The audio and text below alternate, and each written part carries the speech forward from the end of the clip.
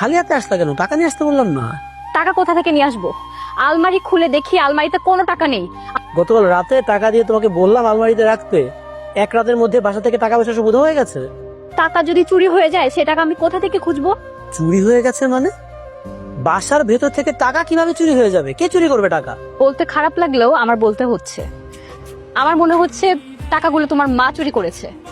তুমি ভুল করতেছো, আমি শোন না, আমি টাকা চুরি করি নাই। তোর খালা সত্যি সত্যি অসুস্থ, আমি শুধু শুধু তোর খালারে দেখতে চাইতেছিলাম। তুমি কি এটা চাচ্ছ যে সামান্য কিছু টাকার জন্য আমি আমার নিজের মায়ের ব্যাগ চেক করব? ইম্পসিবল। এই তো টাকা, এই টাকাগুলো তো তুমি গতকাল আমাকে রাখতে দিয়েছিলে, দেখেছো? এবার প্রমাণ হলো কে টাকা চুরি করেছে।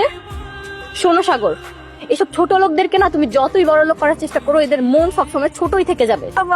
আমি শোন না, আমার ব্যাগের ভিতরে কেমনে টাকা এলো আমি কিছু করতে পারি না।